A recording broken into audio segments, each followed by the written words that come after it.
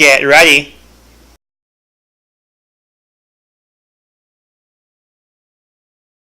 Army men, or also known as toy soldiers, are cheap toys that were sold at dollar stores and other hobby shops around the 20th to the 21st century. They were molded out of unpainted and unbreakable plastic. Many of them were shaped into combat positions or what roles each individual soldier would play. They were usually sold in buckets or plastic bags, and they were colored mostly in green, but other colors represented opposing sides. So why am I rambling about these old fossils when years later into this day and age we have more things to occupy ourselves like video games? Well, let me introduce you to an old console that outrageously and righteously died out painfully, the Panasonic 3DO. Owned by the company known simply as 3DO, this company wasn't, in any universe, as popular as Nintendo, Sega, or even Sony for that matter, so it came as no surprise that the company wasn't well known. I remember once asking a couple of friends if they knew 3DO, and if they did, could they tell me how many illicit substances were in their bloodstream when developing their games? I know you can't! Again, let me introduce you to one of their beloved and main supporting IPs, the Army Men video game series. Based on my boring as hell history lesson, these games had one slogan that easily sums up every release. Real combat. Plastic men. In this basic, video form essay, I'll go through the history of this oddly beloved franchise. Off the record, I played these games as a kid, and I loved them to death. I wonder if they still hold up to this day. As a little side note, I won't be going in depth with all the games, just highlighting a few. Without further ado, let's get started. Starting along this timeline, we have the first game, simply titled Army Men. This game is what I believe was called a top-down shooter. It was released for the PC and took place in a world where people were soldiers made out of plastic. Which really does get you wondering why these morons are wielding flamethrowers! Seriously, I've noticed throughout this series that melting enemies is a thing. And here we thought that hatred was bad in both a moral and gameplay sense. But it's okay, since games at the time were creative at making violence go overboard. But since it's plastic men, it's okay! But seriously though, Jesus Christ!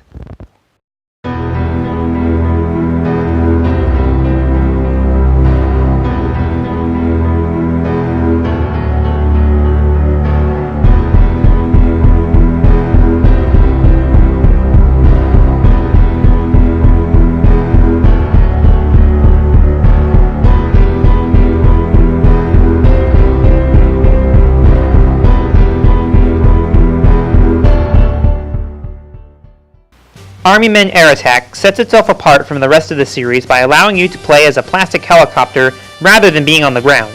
Its main selling points are bloodless toy violence and suicide bombing. Good God! I can't believe this got by Nintendo's approval. It's your pretty generic shoot 'em up that has its charm by adding unique mission-based style of gameplay, rather than just having you rack up more kills for points that are worthless nowadays. You can pick your co-pilot that amplifies both certain strengths your vehicle has and have pretty neat bios. As the game progresses, you can unlock more choppers, but they don't give you much of a reason to go back and play the weaker ones, since they only upgrade and don't go back down. I guess it's so that there's replayability since the levels get harder and you want to give yourself a challenge down the road. The levels are appealing, but if you fail one a second time after using an extra life, you're treated to a pretty mean debriefing. This is the Army Men Sarge's Hero series, made by 3DO for the PlayStations 1 and 2 and Nintendo 64. This game focused heavily on the narrative, specifically the cutscenes.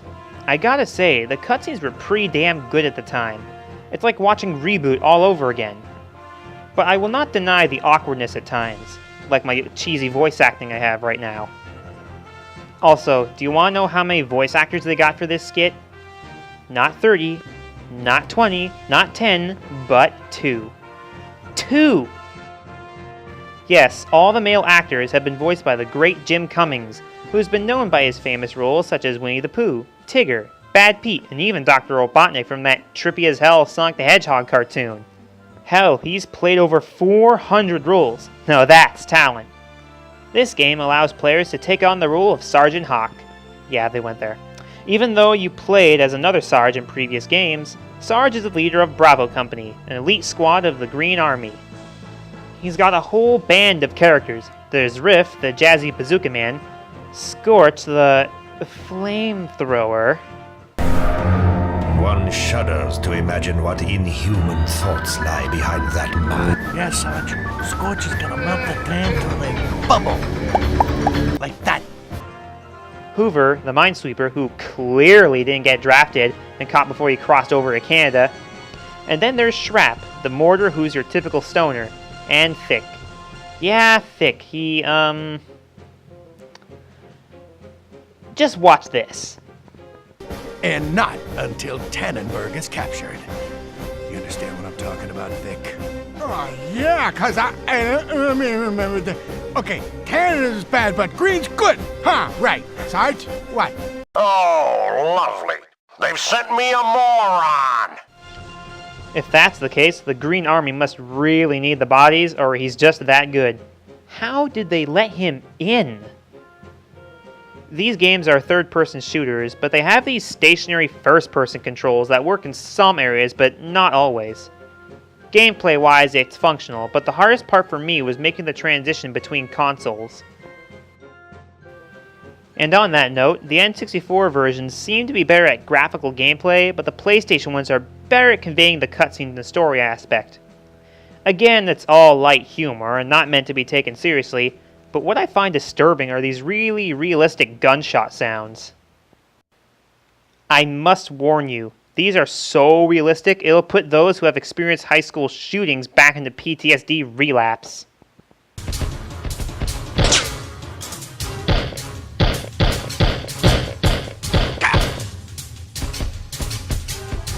This was 3DO's first attempt at making the transition from 2D to 3D in the Army Men series. Zelda did it, Mario did it, Sonic did it. It was the way of the future. So you'd think that they'd make it or break it. Well, yes and no. This game was regarded as one of the best in the series, and was basically a 3D remake of their first game, with the same missions, plot scenarios, and everything. Sergeant's Heroes is what actually made the third-person shooter style solid, but this game paved the road for it. Army Men 3D doesn't have that strafing ability, but a rolling ability so you can avoid enemy fire. Instead of a firing reticle, the game includes an auto-fire, meaning the gun points and shoots at any nearby enemy. The AI in this game is basic for all enemies, but that shouldn't make you underestimate them.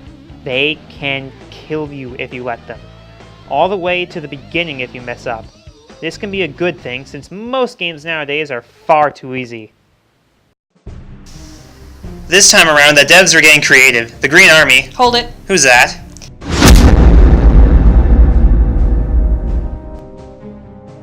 How dare you make a video without me? Oh, it's you. Everyone meet Artemis Merrill, my cousin and part-time tutor. Oh, you wish I was at least part-time. Keep in mind, people, that this guy couldn't even beat his first Zelda dungeon without my help. I was 5. So was I, and so was everyone else. Are you gonna help me out or what? Do you even know what the series is about? In this series, the developers obviously use the dividing colors of Army Men as an allegory for racial conflict, so basically Toy Story, but with a touch of war flicks like Full Metal Jacket. Tell me I'm wrong. Know it all. I beg your pardon. Continue. When you least expect it, Trev. This game in particular is about a maroon super soldier, spliced from the goo of Sergeant Hawk and his heroes. Not remotely what I meant. Anyway, this is an on-the-rails shooter. The only 2 cutscenes are great, as it shows the animation quality improves, but the gameplay itself seems generic. I mean, with your main selling point is boring level design, and bottom of the bin shooter, you know the devs had a huge budget, but decided to blow it. Our next game is Portal Runner. This is a spin-off of the series, centering on Vicky Grimm, the main love interest of the Sarge's Hero series. Oh, and look, boobs! Yeah, this particular ad translates to the right weapon at the right time. Ooh boy. Also, there's line in this game, and your weapon happens to be a bow and arrow instead of a rifle, I guess? Let's skip this one. Army Men RTS brings the franchise back to its roots, but this time with all the characters we've come to love. I'd be as much of a liar as my last boyfriend if I didn't say this didn't look fun.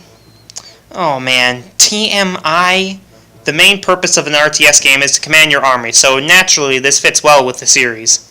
Instead of currency in most RTS games, you use plastic that's harvested from either remains of enemies or allies, or just random shit you find. It's also gratifying when you make your way through the entire household. It really shows the progression. The game, unfortunately, was one of 3DO's last great works. Wait, that's it? You have me show up for 3 games out of 8? You're such a piece of shit. Can we please cool it with the language? You can't talk. You were literally talking about suicide bombers earlier. Let's move on to the last installment, and unfortunately one that killed off the franchise. Oh, you mean this game? You shut your mouth. Yeah? Well, tough tits. They have a right to know. You shut your... You don't talk to me that...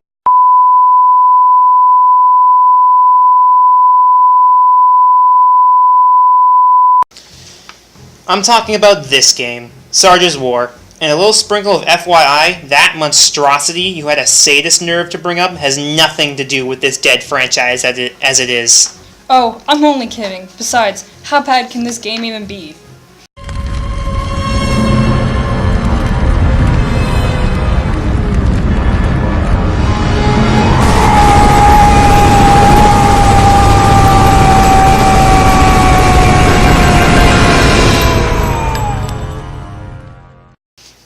Oh my god. Yeah, come on, laugh it up. Okay, I'm done. Oh my gosh. What's he trying to accomplish? Is he getting his anger out? Is he... Oh my gosh, look, the magazines are even in wrong. Let's get this over with. This game effectively killed the franchise, like Metroid Other M did for the Metroid series. Okay, so I may have cheated a little bit and read your lines of dialogue. So, I'll cut the crap. God damn it, Artemis. This game was made in an edgy era of games, Shadow the Hedgehog being a prime example. The Greens and Tans have agreed to sign a peace treaty, ending their war for good. Problem is, Lord Malice hasn't agreed to. Swing that one by me again? So close. Lord Malice. Okay.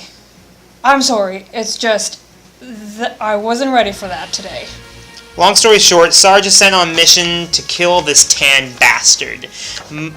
When it turns out, a bomb was placed in a peace statue, and well, everybody dies. This is a game about plastic army men. Army men. Why does it have to be so edgy?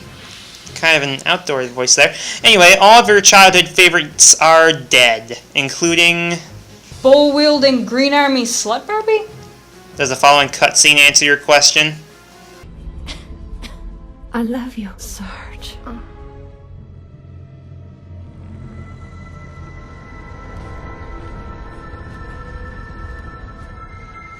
What you say? That you only meant well, 'cause you did. What you say? That it's all for the best, 'cause it is. Just skip to the ending of this awful fanfiction. Alright, so it turns out Lord Malice was once Sarge's commanding officer, but got left behind by accident, and now he hates him. Yep, every fanfiction ever. The game itself is blech. What's blech?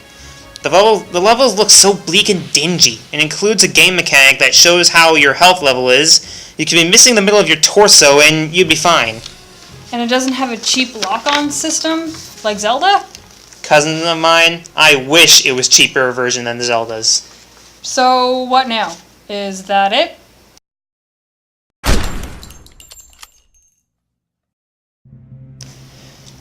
You know, despite all the lackluster these games tend to have, you have to admit they were creative at the time. I mean, it may not have been latent to violence awareness thing that Mortal Kombat had going on, but I bet these things would have been an exception, since it's all about plastic toy soldiers killing each other. An exception? Well, I'm pretty sure the public wouldn't have given it two shits like they do now, but you know what I'm saying? Man, you got me. All I know is that the only reason I'm here is because I was bored browsing the internet. Well, regardless, thanks for the help. Wouldn't have done it without you. You're welcome. And you're right. You wouldn't have done it without me. The audience wouldn't tolerate if they just listened to your cheesy acting. Hey,